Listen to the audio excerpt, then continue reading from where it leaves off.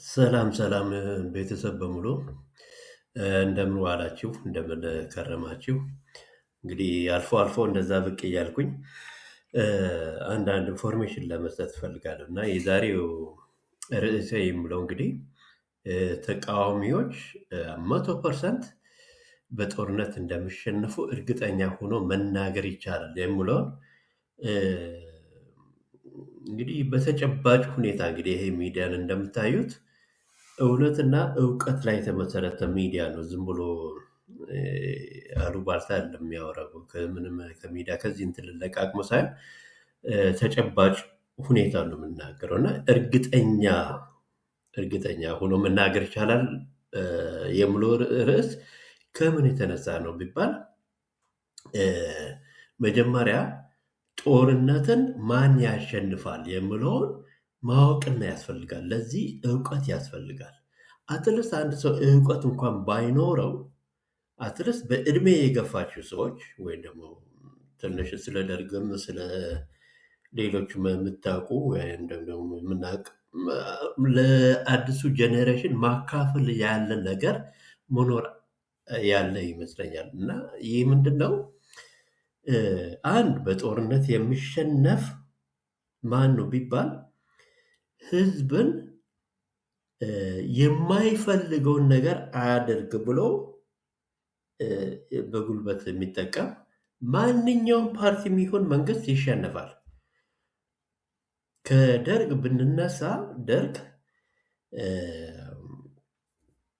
አፈና ሲያደርግ ነበር። እንደዛ ሰዎችን እያፈነ ወደ ጦር ይልክ ነበር ያለ ፍላጎቱ ማለት ነው። ጭቆና በጣም ህዝቡ ላይ ስለበዛ ህዝቡ ደርግን ስላልወደደው በለስ ቀናቸውና ሻዕቢያና ቲፒኤልኤፍ በአንዴ ሀገሪቷን ሙሉ ሊቆጣጠሩ ቻሉ። ያን ሊይዙት የቻሉት ምንድን ነው? ደርግ ህዝብን በማስቀየሙ ነው። እንዴት ነው ህዝብ ቢቀየም ባይቀየም እንዴት ምን እንትን ያመጣል የምል ምናልባት ይህን ማብራራት ትፈልጋለሁ። እንዴት መሰላችሁ? ህዝብ ከተቀየመ ያለውን ፓርቲ ያለው መንግስት ከተቀየመ ምንድን ነው የሚያደርገው? ጠላት በግራ ሲመጣ እንግዲህ እንግዲህ በደርግም ይሁን በአሁኑ ሰዓት ጠላት በግራ በኩል ከመጣ በቀኝ በኩል መጥቷል ብሎ ኢንፎርሜሽን ይሰጣል ማለት ነው፣ ለማይወደው መንግስት ወይም ደግሞ ፓርቲ ማለት ነው። ስለዚህ ጠላት በግራ መጥቶ ከተማውን ሲቆጣጠር ደርግ ጠላት ያለው በቀኝ በኩል ነው ብሎ ይሄዳል። ግን ጠላት ያለው በግራ በኩል ነው። እንግዲህ ጠላትን የሚደግፍ ከሆነ ህዝቡ ማለት ነው ምን ያክል ከወታደር ይልቅ ህዝቡ ምን ያክል ማሸነፍ እንደሚችል እና ደርግ የወደቀውን በዛ ነው። አሁን ለምሳሌ ቲፒኤልኤፍ በሚመጡበት ሰዓት በግራ በኩል ሲመጡ ህዝብ ደግሞ ምንድን ነው የምለው ቲፒኤልኤፍ በቀኝ በኩል ነው ያለው በዛ ሂዱ ይላል እና የደርግ ወታደር ወደ ቀኝ ይሄዳል። አንድ ወደ ቀኝ በሚሄድበት ሰዓት ለቲፒኤልኤፍ ደግሞ ደርግ ወደ ቀኝ ሂደዋል እና ቆረጣ ግቡ ብሎ ይነግራቸዋል። ማነው ቲፒኤልኤፍ ሻዕቢያ በቀኝ በኩል ሄዶ የደርግን ወታደር በቃ በዛ አይነት ሁኔታ ነው የጨረሰው። እነሱ ግን በግራ በኩል መጥተው ከተማ ይቆጣጠራሉ እና በአንድ ጊዜ 4-5 ከተማዎችን ነው የሚቆጣጠሩ። ስለዚህ ህዝብን ካልያዘ አንድ ፓርቲ ወይም አንድ መንግስት በቃ እንደዛ ነው የሚሸነፈው። አሁን በተገላብጦች ደግሞ የዛሬውን ሁኔታ እንመልከት። ኦኤልኤፍን እንውሰድ፣ ፋኖን እንውሰድ፣ ቲፒኤልኤፍን እንውሰድ፣ ሻዕቢያን እንውሰድ። የደርግን ባህሪን የያዙት ህዝብን እያስቀየሙ ነው እና ህዝብን በማስቀየማቸው ምን እየሆነ ነው ያለው? ቲፒኤልኤፍ አሁን እየተሸነፈ ነው ያለው። አሁን በቀደም እንኳን በተደረገው ጦርነት በሰዓታት ውስጥ ግዙፍ የተባለበትን የተተማመነበትን እስከ ሽሬ ድረስ እስከ ሁመራ ድረስ አዲስ አበባ ያደርሰኛል ብሎ የተማመነበትን ሰራዊት በሰዓታት ውስጥ ነው በቃ ያለቀው። ምንም ከቦታ አልተንቀሳቀስም። በደርግ ጊዜ ቢሆን ግን ይሆን ነበር። በአንድ ጊዜ ህዝብ ስለሚደግፈው አሁን የኢትዮጵያ ወታደር ወደ ሸረሪና የምለው በሚሄድበት ሰዓት ምንድን ነው የምለው የወያኔ በቃ እንደዛ የተለየ አቅጣጫ አሳይተው በቀላሉ ደርግ ማነው የአሁኑ ሰራዊት ይሸነፍ ነበር። ነገር ግን የወያኔ ሰራዊት ወያኔን ስለማይደግፈው ኢንፎርሜሽን የሚሰጠው አሁን የኢትዮጵያ መንግስት ነው። ለዛ በቀላሉ ሊሸነፍ ቻለ ማለት ነው። ለዛ ነው መደምደሚያው በአሁኑ ሰዓት ተቃዋሚዎች ሁሉ 100% እንደሚሸነፉ መናገር ይቻላል ያልኩት። ርዕሱን እንትን የወጣው ከምን አንጻር ነው? ካለው ተጨባጭ ሁኔታ ነው። ኦኤልኤፍንም ብንወስድ ማነው ይሄ ኦኤልኤፍ ላለው ምንድነው ይሄ አሁን እየተዋጉ ያሉት የኦሮሞ ክፍለ ጽንፈኛው ሸኔ ነው። አዎ እነሱን ብንወስድ፣ ፋኖን ብንወስድ ህዝብን እየበደሉ ነው ያሉት። ቲፒኤልኤፍን ብንወስድ ህዝብን እየበደሉ ነው ያሉት። ሻዕቢያ ራሱ አሁን ቢመጣ ህዝብ በቃ ጠልቶታል፣ አንገሽግሾታል። አመድ ነው ያደረጋት ከሀገሪቷ። ስለዚህ አሁን ቢዋጉ ሁለቱ መንግስታት ቢዋጉ ሪሊ ባጫ የተናገረው እውነት ነው። በቃ ጂኦግራፊ ይቀየራል ያለው እኔ እንደዛ ይመስለኛል። ሳይሆን ተጨባጭ ሁኔታ ነው የተናገረው። ምናልባት በዓለም አቀፍ ደረጃ የሚከሰት አዲስ ነገር አይዶ ነው እንግዲህ ምን እንደሚሆን ዲፕሎማሲው። ነገር ግን ያው እንደሚሸነፍ ግን 100% የሱዳንም እንትን ቢመጣ 100% መናገር ይቻላል። ኢትዮጵያ አሁን ያለው መንግስት ሁሉም አንድ ላይ ቢመጡ ሁሉንም 100% ማሸነፍ ይቻላል። ምክንያቱም በተቃራኒ ያሉት ህዝብን አልያዙም። የኢትዮጵያ ያለው መንግስት የአሁኑ መንግስት ሊሸነፍ የሚችለው መቼ ነው? መቼ ነው ቢባል የኢትዮጵያ መንግስት ሊሸነፍ የሚችለው የዛሬ 4 እና 5 ዓመት አካባቢ በእርግጠኝነት መናገር ይቻላል የኢትዮጵያ መንግስት ይሸነፍ ነበር። ለምን ቢባል አሁን ሽመልስ አብዲሳ ነው የኦሮሚያው ፕሬዝዳንት እና ሌሎቹ ባለስልጣናት አማራን ሲያንቋሽሹ ምን ስሉ ሲያፈናቅሉ ምናምን ህዝብ ተማረው ስለሄደ በዛን ጊዜ እንኳን ፋኖ በአንድ ጊዜ እኮ ነው አማራን በሙሉ የተቆጣጠሩት። ምክንያቱም ህዝብ አልደገፈውም ማለት ነው፣ አማረው ነበር። ግን አሁን እነ ሽመልስም ቢሆኑ የኦሮሚያ ክልል ያሉ ባለስልጣኖችም ቢሆኑ ከስህተታቸው ተምሯል። ያንን ትቷል። አማራ ማንቋሸሽ ትቷል። ኢትዮጵያዊ ማለት ጀምሯል። አሁን ህዝቡ ሁለቱም ማመዛዘን ጀምሯል። ፋኖንና የኢትዮጵያ መንግስትን ማመዛዘን ጀምሯል። ሲያመዛዝን አሁን የተሻለ ሆኖ የተገኘው የኢትዮጵያ መንግስት ነው። በኮሪደር በምናምን ብዙ ነገር እየሰራ ነው ያለው። እነኛስ ቄሱን ይገላል፣ ተማሪዎችን አንበርክኮ ይገላል፣ ትምህርት ቤት ይዘጋል። ስለዚህ አሁን ውጊያ ቢከሰት በቀላሉ ነው የሚሸነፉት እነኚህ ተቃዋሚዎች። ለዛ ነው 100% መናገር ይቻላል።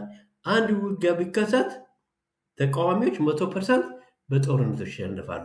እና ይሄን ለማለት እኔ አስቀድሜ ያውቃለሁ። በቃ በደርግም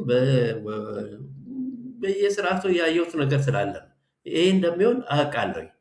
ለዛ ብዬ ብዙ ጊዜ አልደናገጥም፣ ሚዲያም አልከታተልም። ጦርነት ተጀመረ ምናምን የምለው ምንም ስጋት የለብኝም። እኔ ተቃዋሚዎች 100% እንደሚሸነፉ ስለማውቅ ምንም አይመስለኝም። በቃ ግን የሚያሳዝነኝ ነገር ምንድን ነው? እነኛ ህፃናት፣ ወጣቶች ህይወታቸው ሲያልፍ ነው የሚያሳዝነኝ። አሁንም ይህ ምክሬ ለቲፒኤልኤፍም ለሻዕቢያም እንትን የምለው ምክሬን የምሰጠው አትሊስት ሰው እንዳይሞት ብቻ ይሄ ጦርነቱ ቢቀርባችሁ ጥሩ ነው። በምክክር ኮሚሽኑ ችግራችሁን ብትፈቱ ጥሩ ነው እና ይሄ ምክር ለመስጠት ካልሆነ በስተቀር እንደምሸነፉ አውቃለሁ። ለእናንተም ጸጸት ይሆንባቸዋል። እናንተም ህይወታችሁን ልታጠፉ ትችላላችሁ። እነ ተቃዋሚ መሪዎቻችሁ ራሳቸው እና ይሄ ባለፈው አሁን ሸረሪኖ ላይ ያለቁትን የቲፒኤልኤፍ ወታደሮች ይሄን ያክል አልቋል በወንዝ ተገኝታችል እኔ እንባ ነው የተናነቀኝ። አዘንኩኝ። እኔ በጣም ነው ያዘንኩት። ምክንያቱም እነኚህ ልጆች ወጣቶች እነሱ ቲፒኤልኤፍ እነሱ ምንም በቃ በጉልበት ታፍነው ሂዳችሁ ተዋጉ ተብሎ የመጡ ሰዎች ልጆች ናቸው። እድሉን የኢትዮጵያ መንግስት ብሰጣቸውም ደግሞ እጅ የሚሰጡ ይመስለኛል። ውጊያ አካባቢ ውጊያ በሚደረግበት ሰዓት እንደው እስቲ የኢትዮጵያ መንግስት ቢሞክር እና ህይወታቸውን ቢያተርፍ ውጊያው አካባቢ በከፍተኛ ማይክሮፎን እጃችሁን ስጡ፣ በሰላም ከሰጣችሁ አነካችሁ ምናምን ብለው ማይክሮፎን ተጠቅሞ ውጊያ አካባቢ በጣም በከፍተኛ ሁኔታ እንዲሰሙ ተደርገው ያ ቢደረግና ነጭ ማህረውን አውለብልቡ እኛ አነካችሁም ብሎ የኢትዮጵያ መንግስት እንደዛ ቢያደርግ እኔ ጠቅላላ የቲፒኤልኤፍ ወታደር መቶ እጅ የሚሰጥ ነው የሚመስለኝ። ይሰጣል፣ በጣም ይሰጣሉ። ተማሯል፣ አይፈልጉም ቲፒኤልኤፍን። አሁን ምንድነው ኢትዮጵያ ወታደር ውጊያ እኔ በጣም ነው ያዘንኩት፣ እንባ የተናነቀኝ። ይህም ምንድነው ያዘንኩት የቲፒኤልኤፍ ወታደር አለቁ ብቻ ሳይሆን የኢትዮጵያ ወታደርም እኮ ጥይት ነው ይሞታል። እና በሁለቱም ሳይድ የሚሞታል። በአብዛኛው ግን ያው ያለ ፍላጎት የሚዋጋው ነው ብዙ የሚያልቀው። አሁን የቲፒኤልኤፍ ወታደሮች ያለ ፍላጎታቸው ነው የሚዋጉት። እና አትሊስት ህይወት እንዲተርፍ በማይክሮፎን ተናግረው ሁሉም እጅ እንዲሰጥ ቢደረግ እንደዛ የሚቀል ይመስለኛል። አሁን ይሄን ምሳሌ የምናገረው በደርግ ጊዜ ከሻዕቢያ ጋር በሚዋጉበት ሰዓት ደርግ ኤርትራ ውስጥ ማለት ነው ከሻዕቢያ ጋር ሲዋጉ የሻዕቢያ ወታደር የሚጠቀሙበትን ሲስተም ነው። በቃ ለደርግ ወታደሮች በማይክሮፎን እጃችን ስጡ ምናምን ብሎ ነው የሚናገሩት። እና የደርግ ወታደር እንዳለ እጅ ይሰጥ ነበር። ምክንያቱም ደርግን ስለማይፈልግ ነው። ውጊያ ሰው ነው፣ በቃ ምንም አይበላለጥም። ግን ፍላጎት መኖር አለበት። ያለ ፍላጎት አይዋጋም። አሁንም የቲፒኤልኤፍም ይሁን የሻዕቢያም ይሁን የኦኤልኤፍ ማነው የሸኔም ይሁን የፋኖም ይሁን ሪሊ ውጊያ በሚደረግበት ሰዓት ማይክሮፎን ተጠቅሞ እጃቸውን ስጡ ቢባል እንደዛ ቢጠቀሙና የሰው ህይወት እንዲያተርፉ ቢጠቀሙ እና ይሄ ምንድን ነው ክፋት ሰው እንዲተላለቅ የሚያደርግ መንፈስ ነው። በቃ የሴጣን መንፈስ ነው። አሁን እርግጠኛ ሆኖ መናገር ይቻላል ይሄ በቲፒኤልኤፍ አመራሮች ውስጥ እና በሻዕቢያ አመራሮች ውስጥ ያለው የርኩስ መንፈስ ነው። በቃ መንፈሱ ነው እንደዛ ሂዳችሁ ተዋጉ፣ ጦርነት፣ እልቂት ምናምን እንደዛ የሚገፋፋቸው። እኔ ጸሎቴ ነው በቃ ከውስጣቸው ይህንን ርኩስ መንፈስ እግዚአብሔር ያንን መንፈሱን አውጥቶላቸው የራሱን መንፈስ እንዲሰጥ፣ የሰላም መንፈስ እንዲሰጥ፣ መልካም በቃ አላለም ልማት ምናምን እንደዛ አይነት መንፈስ እንዲያሳድርባቸው ሪሊ የዕለት ጸሎቴ ነው፣ እንዲለውጣቸው ማለት ነው። ከእግዚአብሔርም አልሆኑ ለምድራዊም አልሆኑ በጣም እኮ ነው ሲኦል ከሚገቡ ከሆኑ ህይወታቸውን ቢያተርፉ የሚሻል ይመስለኛል አመራሮቹ። አሁን የተራ ወታደሩ በጣም የሚያሳዝን ነው በቃ። እና በኢትዮጵያ በኩል ያለው እንኳን ልዩነቱን ማየት ይቻላል። በደርግ ጊዜ የሴጣን መንፈስ ነው የነበረበት የመንግስቱ ኃይለማርያም ጠቅላላ። እና አሁኑ ብናይ የሚጸልዩ ሰዎች ናቸው አመራሮቹ። እና ምን ያክል እየተለወጠች ነው፣ ምን ያክል እግዚአብሔር እየባረካት ነው ያለው አመራሮቹን የእግዚአብሔር መንፈስ ስለገባባቸው ማለት ነው። ሰላም ነው የምንፈልገው፣ እንታረቅ፣ ውጋ አንፈልግም ነው የሚሉት አመራሮቹ። በእርግጥም የርኩስ መንፈስ ያለባቸው በለው መንግስት ውስጥ ተሰግስገው ቢኖሩም በአብዛኛው ዋናዎቹ እግዚአብሔር በቃ እየፈሩ ነው እንትን የሚሉት። በዛ ኢትዮጵያ እየተባረከች ነው ያለችው። ግን ከውስጥ ያለው የርኩስ መንፈስ ያለበትን እጸልያለሁ እና ሁላችሁም ኢትዮጵያውያን መጸለይ አለባችሁ። እርኩሱ መንፈስ ከዛ ውስጥ እግዚአብሔር አውጥቶ ኢትዮጵያን ሰላም እንዲያመጣ እና በአንዳንድ በሚያሳስት መንገድ አንዳንድ የብልጽግና አመራሮች የርኩስ መንፈስ ያለባቸው ህዝብን የሚያማርሩ አሉ እና በሚማረርበት ሰዓት አጠገቡ ያለው ነገር ነው ሰው የሚያየው። ጠቅላላ መንግስት እንደዛ ይመስለዋል። ስለዚህ ማጣራት አለበት የኢትዮጵያ መንግስትም እነኛ ክፉዎችን ከውስጥ ማውጣት አለበት የሚል አስተያየትን ለመስጠት ፈልጌ ነው። እና የቲፒኤልኤፍ አመራሮችም ሪሊ የሰው ህይወት እንዲተርፍ ይሄን ውጊያቶ አይጠቅማችሁም፣ ለእናንተንም ሊበላችሁ ይችላል። እና ይሄ የርኩስ መንፈስ ያለበት ከተማሩ በቃ በደርግ ጊዜ ደርግን ስላሸነፋችሁ ያሸነፋችሁበት በምን ምክንያት እንደሆነ ይሄን ማወቅ አለባቸው። ደርግ ክፉ ስለሆነ ህዝብ ስላልተቀበለው ነው። እና አሁንም ደግሞ እናንተ አስገድዳችሁ ወደ ጦር ስትወስዱ እንደዛ ህዝብ ወጣቱን ስታማርሩ እንደማይቀበላችሁ እና ውጊያ ላይ ቀጥታ እጅ ይሰጣል ወይ ደግሞ እናንተም ትበላላችሁ። ስለዚህ ለራሳችሁም ህይወት ስትሉ ይሄን ነገር ውጊያን ትታችሁ ወደ ሰላሙ መንገድ ብትመጡና ተባብራችሁ አንድ ላይ ምስራቅ አፍሪካንም ኢትዮጵያንም ኤርትራንም ሁሉም አንድ ላይ እንዲያድጉ መልካም ሀሳብ ብታስቡ የሰውን ህይወት ብታስቡ በኋላ ሲኦል ከምትገቡ ለማለት ፈልጌ ነው። ይሄ ነው የምመክረው። እንግዲህ ተቃዋሚዎች ሁሉን ፋኖን አመራሮችም ያሉትን የሸኔ አመራሮችን የሚመክራቸው ይህንን ነው። በቃ እስከ ዛሬ ድረስ ሸኔ ምንድን ነው የተቆጣጠረ ቀበሌ ገበሬ ማህበር የለም። ምክንያቱም ህዝብ አልተቀበለውም ማለት ነው። ህዝብ ቢቀበለው ኖሮ ስንት እስካሁን ድረስ ጠቅላላ ኢትዮጵያን ይቆጣጠሩ ነበር። ግን አልተቀበላቸው። ስላልተቀበላቸው ቅድም እንዳልኩት ነው የተለያየ አቅጣጫ ይሰጣቸዋል። ፊት ያሳያቸዋል። ፈገግ ብሎ በግራ ነው የመጣው ጠላት እያለ በቀኝ በኩል ያለውን እንደዛ ነው ሰው የሚጠቀሙ ህዝብ ካልያዛችሁት። እና አሁን ይሄን አውቃችሁ ወደ ሰላም ወደ መነጋገር ብትመጡ የተሻለ ይመስለኛል። የዛሬ መልእክት ይሄን ይመስለኛል። ይሄን ነው። ስላዳመጣችሁኝ አመሰግናለሁ። ታንክ ዩ ቨሪ ማች። እግዚአብሔር ኢትዮጵያን ይባርካት።